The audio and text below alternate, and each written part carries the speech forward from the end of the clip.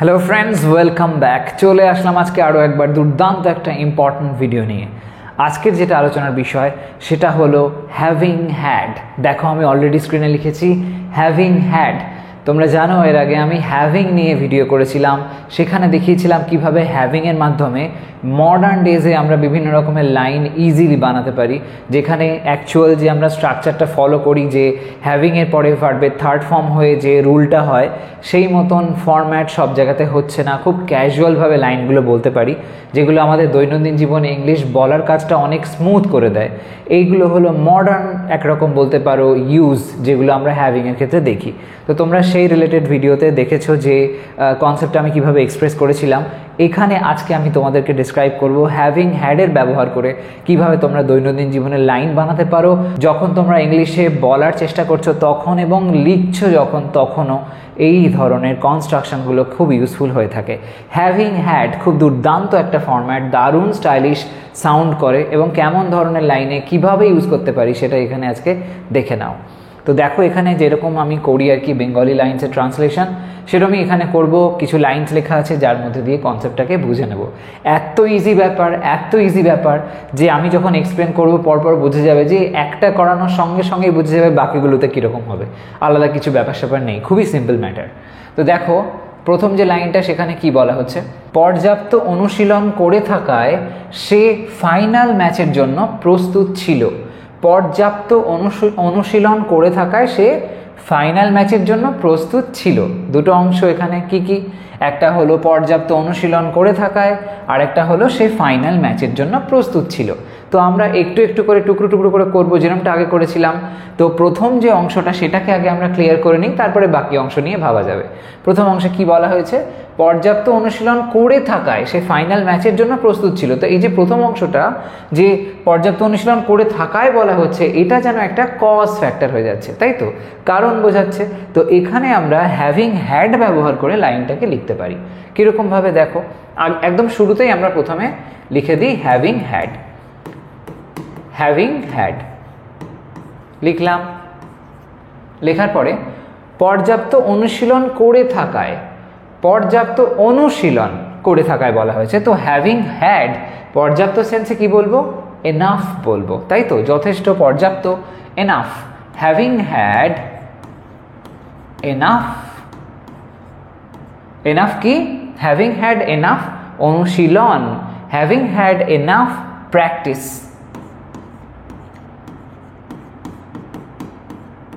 Practice. এবার এটা লেখার পরে একটা কমা দিতে হবে। এইখানে যেই বললাম হ্যাভিং হ্যাড এনাফ প্র্যাকটিস, এর মানেটাই হচ্ছে পর্যাপ্ত অনুশীলন করে থাকায়। ওই যে করে থাকায় এই বিষয়টা লেখার প্রয়োজন নেই, হ্যাডের মাধ্যমে সেই পয়েন্টটাকেই হাইলাইট করা হয়ে যাচ্ছে। এরকম সেন্সে আমরা ব্যবহার করতে পারি having had. Having had enough practice, তারপরে বাকি অংশটা জুড়ে দাও, যেরকম আছে। কি লেখা আছে, সে ফাইনাল ম্যাচের জন্য প্রস্তুত ছিল। বলা হয়েছে ছিল, তো ছিল মানে পাস্ট টেন্স আসছে, তো সেই সেন্সে আমরা এখানে সিম্পল পাস্টে লাইনটাকে লিখব। সে, তো সেই অর্থে এখানে হি দিলাম। সে ফাইনাল ম্যাচের জন্য প্রস্তুত ছিল, তো হি ওয়াজ, ছিল, তাই জন্য হি ওয়াজ কি, প্রস্তুত, মানে রেডি। He was ready. প্রথম যেই সাবজেক্টটাকে তুমি চেঞ্জ করে নেবে, তারপরে ওই লাইনটা শেষে যাবে, দেখবে কি আছে, সেই শব্দটাকে ট্রান্সলেট করবে, তারপরে একটু একটু করে ব্যাকে আসবে, ট্রান্সলেট করতে থাকবে। দেখবে এইভাবে ম্যাক্সিমাম ট্রান্সলেশন ইজিলি পসিবল হয়। এখানেও তাই হবে। যেই দেখো সে অর্থে হি লিখে দিলাম, শেষের দিকে যাব, দেখো লেখা আছে ছিল। ছিল অর্থে আমরা ওয়াজ লিখলাম। এবার একটু একটু করে ব্যাকে আসা শুরু হলো। প্রস্তুত আছে, প্রস্তুত অর্থে লিখলাম রেডি। তারপরে আরও ব্যাকে যাও, লেখা আছে জন্য। জন্য অর্থে কি হয়, ফর হয়, সেটা লিখতে হবে। হি ওয়াজ রেডি ফর। তারপরে ফাইনাল ম্যাচের জন্য, তো for the final match. For the final match হয়ে গেল। খুব সিম্পল ব্যাপার, দেখতে পেলে কিছুই কনফিউজিং নেই এর মধ্যে। হ্যাভিং হ্যাডটা সিম্পলি একটা কজ হিসেবে প্রেজেন্ট করা হয়েছে। তো যদি এখানে প্রশ্ন আসে এটা কি আমরা অন্য কোনোভাবে করতে পারি, তো অনেক রকমভাবে এই লাইনটাকে বলা যেতে পারে, সেরকম কোনো ব্যাপার নেই। কিন্তু হ্যাভিং হ্যাড যদি ইউজ করতে চাও তাহলে সেই ক্ষেত্রে এই ধরনের কনসেপ্টে তুমি অ্যাপ্লাই করতে পারো। এবং এখানে যেটা আমরা দেখতে পাচ্ছি কনস্ট্রাকশন থেকে, এই হ্যাভিং হ্যাড বলার পরে তারপরে যে সেন্সটা আসছে না, ওখানে একটা নাউন জাতীয় সেন্স আসছে, সেটার কিন্তু অ্যাপ্লাই আমরা এখানে দেখতে পাচ্ছি বা ব্যবহার দেখতে পাচ্ছি। যেমন এই যে প্র্যাকটিস কনসেপ্টটা, প্র্যাকটিস তো PRACTICE, এটা হচ্ছে নাউন ফর্ম, তো সেই নাউনের সেন্সটা এখানে দেখতে পাচ্ছি। তাহলে বলতে পারি যে হ্যাভিং হ্যাডের পরে একটা নাউন সেন্স আমরা রাখতে পারি এবং সেই মতন কাজটা লিখতে পারি, বাকি যা আছে সব সেইভাবে সাজাতে পারি। পরের লাইনটায় দেখো, সেখানেও আমরা একই রকম ওয়েতে করব। গত রাতে ঘুম না হওয়ায় সে ক্লাসে মনোযোগ দিতে কষ্ট পেল। গত রাতে ঘুম না হওয়ায়, এখানেও তাহলে দুটো অংশ। প্রথম অংশটা এইটা, গত রাতে ঘুম না হওয়ায়। দ্বিতীয় অংশটা সে ক্লাসে মনোযোগ দিতে কষ্ট পেল, এইটা আছে। তো প্রথমে আমরা ফার্স্ট যে পার্টটা সেটা ডেফিনেটলি লিখে নেব। লেখা যাক, গত রাতে ঘুম না হওয়ায়। একটা জিনিস লক্ষ্য করে দেখো, আগের লাইনেও যেটা হয়েছে এই লাইনেও এক্স্যাক্টলি সেটাই, যে প্রথমে যেখানটায় আমরা হ্যাভিং হ্যাড বসাচ্ছি ওই পার্টটা কিন্তু কজ হিসেবে কাজ করছে, পরের অংশটা তার রেজাল্ট হিসেবে কাজ করছে। তো হ্যাভিং হ্যাড গত রাতে ঘুম না হওয়ায়, হ্যাভিং হ্যাড নো ঘুম তার মানে স্লিপ, স্লিপ এখানে নাউন হলো, ভার্ব নয় কিন্তু, স্লিপ এখানে নাউন হলো। হ্যাভিং হ্যাড নো স্লিপ গত রাতে, লাস্ট নাইট কমা বসিয়ে দাও, সে ক্লাসে মনোযোগ দিতে কষ্ট পেল। এই যে সেন্সটা, কষ্ট পেল, করলো, খেলো, গেল, এরকম সেন্স মানে সিম্পল পাস্ট টেন্স। তো কি করব, হি লেখার পরে আমরা সেই সেন্সটা লিখবো। কষ্ট পেল মানে এখানে স্ট্রাগল করলো, সেটা বলতে পারি, হি স্ট্রাগলড, হি স্ট্রাগলড। স্ট্রাগলড কি, স্ট্রাগলড বলে তারপরে ব্যাকে এসে লেখা আছে দেখো মনোযোগ দিতে, মনোযোগ দেওয়া মানে ফোকাস করা, এরকম সেন্সে হি স্ট্রাগলড।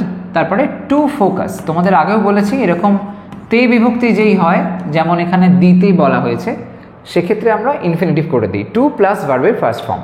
তো সেই অর্থে মনোযোগ দিতে টু ফোকাস। টু ফোকাস কোথায় না, ক্লাসে, in the class, to focus in the class হলো। আচ্ছা, এখানে একটা কথা তোমাদের বলে রাখি, এই যে আমরা লাইনসগুলো লিখি, যেখানে অ্যাকচুয়ালি এটা বলার কারণটা হচ্ছে যে রিসেন্টলি কিছু কনফিউশন হয়েছে, ভিডিওতে কয়েকটা লাইন আমি বলেছিলাম যেগুলো একটু কনফিউশন ক্রিয়েট করেছে, সেই জন্যই বলছি। খেয়াল রাখবে, অনেক সময় বাংলাতে আমরা এরকম কথা বলি যেখানে হয়তো এরকম ছিল, পেলো, এই ধরনের সেন্স আসে। এবার যখন এরম টাইপের সেন্স আসে সবসময় এক্স্যাক্টলি হয়তো সিম্পল পাস্ট হলো না, অন্য কোনো সেন্সও হয়ে থাকে। কারণ আমরা বাংলাতে যখন কথা বলি ইংলিশের মানে সেন্সটা মাথায় রেখে তো বাংলায় বলি না, আমরা ক্যাজুয়ালি কোনো কথা বলে দিলাম। এবার সেটাকে বুঝে নিয়ে আমাদেরকে একটা ইংলিশে ট্রান্সলেট করতে হয়, তো এক্স্যাক্টলি সেম টু সেম সবসময় হয় না। তাই জন্য যখন ট্রান্সলেশন করবে অনেক ক্ষেত্রেই এরকম লাইন দেখতে পারো, যে লাইনটা হয়তো মনে হচ্ছে যে এই লাইনটা তো অন্যরকম টেন্স হওয়া উচিত, বাট এরকমভাবে কেন বলবো, তো হতে পারে সিচুয়েশান অনুযায়ী হয়তো সেটা কোথাও একটা অ্যাডজাস্ট হয়ে গেল। মডার্ন ডেজে বা অতীতে আমরা যদি দেখি, বাংলা ভাষার সাথে সাথে ইংলিশের অনেক কিছু জায়গায় মিল থাকলেও দেখা যায় যে অনেক কিছু পরিমাণ মানে ম্যাক্সিমামটাই বলতে গেলে চেঞ্জ আছে। বাংলা ভাষা তো অনেক জটিল, ইংলিশে তো সেরকম ব্যাপার নেই, ইংলিশটা অনেক সিম্পল একটা ল্যাঙ্গুয়েজ, বাংলার ভিতরে অনেক কনফিউজিং ম্যাটার আছে, ইংলিশটা একদম সাধারণভাবে বোঝা যায়। কিন্তু তোমাদের যেহেতু এই মানে বাংলাটার সঙ্গে তোমরা সবাই এতটাই মানে আমরা সবাই অ্যাকচুয়ালি ইউজ টু হয়ে আছি, যার জন্য ইংলিশের অনেক কিছু সিম্পল ম্যাটারকে কনফিউজিং লাগে। তো কি করতে হবে, একটা সিম্পল ফ্যাক্টকে মাইন্ডে নাও আগে, সেটা হচ্ছে এটা যে যখনই ইংলিশটাকে কোনো কিছুতে মানে লাইন যখন ইংলিশে বানাতে যাবে না, মাইন্ডটাকে একদম ফ্রি রাখবে, ভাববে এই কথাটা, ভাববে যে ইংলিশ কিন্তু একটা সিম্পলি ল্যাঙ্গুয়েজ মাত্র, আর ল্যাঙ্গুয়েজ হচ্ছে তার মেইন কাজটাই হলো যে বয়ে চলা, সময়ের সাথে সাথে যেরকম ধরো নদী যেরকম বয়ে যায় সেরকমভাবে ল্যাঙ্গুয়েজও কিন্তু বয়ে যায়। তোমাকে ল্যাঙ্গুয়েজের সাথে সাথে ফ্লো করতে হবে, নিজেকে আটকে রেখো না। ধরো কোনো একটা রুল দেখলে এরকমভাবে হচ্ছে বা এই জিনিসটা এক্স্যাক্টলি এরকমভাবে হচ্ছে, তো সেটাই যে সবসময় মানে ওই রকম প্রসেসেই করতে হবে, ওটা ছাড়া আর কোনো প্রসেস হতে পারে না, এরকমটাও ভাববে না। একটা জিনিসের ডিফারেন্ট টাইপের রুল হতে পারে, এবার যেই একটা রুল তুমি তুমি শিখে গেলে অন্যকে অন্য একটা ডিফারেন্ট রুল শেখালো, সঙ্গে সঙ্গে এটা ভাববে না যে ওরটা ভুল, এরকম করবে না। সেটার মধ্যে কি গুরুত্ব আছে সেটাকেও বোঝার চেষ্টা করবে। মোট কথা জিনিসটাকে নিয়ে একটু ক্যাজুয়ালভাবে, একটু ফ্রিভাবে জিনিসটাকে তোমাকে অ্যাবজর্ব করতে হবে। নিজেকে ফ্লো করাও এই ল্যাঙ্গুয়েজের সাথে সাথে, দেখবে অনেক ইজি হয়ে গেছে। বেশি কনফিউশন, বেশি টেনশন নিয়ে লাভ নেই। একদম সিম্পল থাকো, মাইন্ডটা একদম ফ্রি রাখো, তাহলে দেখবে ইংলিশ অনেক সহজে বুঝতে পারছো। বিভিন্ন রকমভাবে ইংলিশটাকে এক্সপ্লোর করতে থাকো। এনিওয়ে, তো পরের লাইনটায় আসা যাক। দেখো কত সুন্দরভাবে লাইনগুলো হয়ে যাচ্ছে, ভীষণই সহজ জিনিস। একটা চাপযুক্ত সপ্তাহ যাওয়ায় তারা পার্টিটা উপভোগ করলো। একটা চাপযুক্ত সপ্তাহ যাওয়ায় তারা পার্টিটা উপভোগ করলো। দুটো অংশ, কোনটা কোনটা? প্রথমে একটা চাপযুক্ত সপ্তাহ যাওয়ায় এটা আছে, তারপরে তারা পার্টিটা উপভোগ করলো এটা একটা আছে। তো প্রথম অংশটাকে আমরা চেঞ্জ করব, ওই একইভাবে লেখা যাক। প্রথমে হ্যাভিং, লেখার পরে কি করব? হ্যাড দেব, হ্যাভিং হ্যাড, তারপরে একটা চাপযুক্ত সপ্তাহ যাওয়ায়। এই সেন্সে একটা চাপযুক্ত সপ্তাহ বলতে কি বলবো? চাপযুক্ত মানে স্ট্রেসফুল, সেই কথাটা লিখতে হবে। Having had a stressful, having had a stressful কি সপ্তাহ, স্ট্রেসফুল উইক, কমা দাও। এর মানেটা হলো having had a stressful week মানে ওই উইকটা চলে গেছে এরকম, বা তারা সহ্য করেছে উইকটা, এরকম সেন্সে বলা হয়েছে। তারা পার্টিটা উপভোগ করলো, তারা। লেখার পরে কি করব? যেরকমটা আগে করেছি, শেষের দিকে যাব, দেখব ভার্বটা আছে, কি আছে? উপভোগ করলো আছে, মানে সিম্পল পাস্ট টেন্স। আমরা লিখব সেই সেন্সে এনজয় থেকে এনজয়েড, দে এনজয়েড পার্টিটা, দে এনজয়েড পার্টিটা বলছে মানে স্পেসিফাই করে দিচ্ছে ওই পার্টিটা, the party, enjoyed the party. হয়ে গেল। দেখো কত সহজে হলো। Having had a stressful week, they enjoyed the party. Okay, পরেরটা এসো। অতীতে ক্ষতি হয়ে থাকায় সে আর বিনিয়োগ করলো না। অতীতে ক্ষতি হয়ে থাকায় সে আর বিনিয়োগ করলো না। ক্ষতিটা অতীতে হয়েছিল, এটা একটা কজ, তার ইফেক্টে কি হলো? সে আর কোনোদিন ইনভেস্টই করলো না, বিনিয়োগ করলো না। এবার যদি আমরা ট্রান্সলেট করি, খুব ইজি। অতীতে ক্ষতি হয়ে থাকায় প্রথমে লেখো হ্যাভিং, জুড়ে দাও হ্যাড, হ্যাভিং হ্যাড। এবার কি করব? ক্ষতি মানে কি? লস, লিখে দাও। হ্যাভিং হ্যাড লসেস করে দিলাম, আমি এটা প্লুরাল করে দিলাম। ভ্যারিয়াস লস হতে পারে, অসুবিধা নেই তাতে। হ্যাভিং হ্যাড লসেস, তারপর কি? অতীতের কথা লেখা আছে, তো সেটা মেনশন করতে হবে আমায়। তো হ্যাভিং হ্যাড লসেস কখন? না, in the past, in the past. তারপরে সে আর বিনিয়োগ করলো না, সেটা লিখতে হবে। এখানে সেই সেন্সে সি লিখলাম। শেষে আসি, কি বলা হয়েছে? বিনিয়োগ করলো না, বিনিয়োগ না করা। এই যে না সেন্সটা যে আসলো, সিম্পল পাস্ট টেন্সে না সেন্স মানে আগেও বলেছি ডিড, তার সাথে নট জুড়ে দেবে, ডিড নট হবে।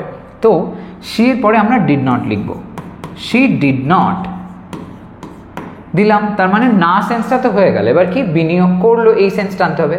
এখন করলো সেন্সের যে পাস্ট অর্থটা, সেটা আমি ডিডের মাধ্যমে বুঝিয়ে দিয়েছি, তাই এখানে শুধুমাত্র ভার্বের ফার্স্ট ফর্মটা লিখতে হবে। তো শি ডিড নট, বিনিয়োগ করা মানে ইনভেস্ট করা, শি ডিড নট ইনভেস্ট। এরপরে কি আছে দেখো, লেখা আছে ব্যাকে এসো আর অর্থে এনি মোর, আর কখনো করলো না, এত ভয় পেয়ে গেল, এনি মোর হলো। She did not invest any more. Okay, তো হ্যাভিং হ্যাডের আরেকটা খুব সিম্পল ইউজ দেখলে, পরেরটা দেখো। যথেষ্ট অভিজ্ঞতা থাকায় সে জানতো কি করতে হবে। যথেষ্ট অভিজ্ঞতা থাকায় সে জানতো কি করতে হবে। প্রথম অংশটা লেখা যাক। যথেষ্ট অভিজ্ঞতা থাকা, এটা কাইন্ড অফ প্রথম লাইনটার মতন। ওখানে দেখো লেখা ছিল পর্যাপ্ত অনুশীলন করে থাকায়, ওই সেমই হলো। তো হ্যাভিং, তারপরে হ্যাড, যথেষ্ট অভিজ্ঞতা থাকায়, হ্যাভিং হ্যাড, যথেষ্ট মানে এনাফ,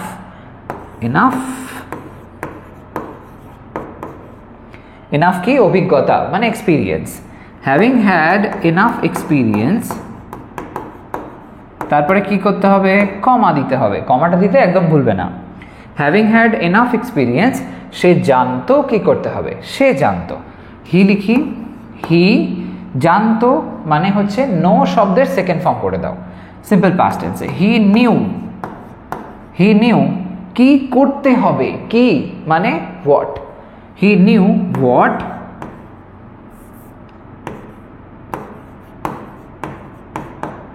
তারপরে করতে, খেতে, ঘুমাতে মানে infinitive, to do, what to do, to তারপরে ভার্বের first form, what to do, okay. having had enough experience he knew what to do, okay.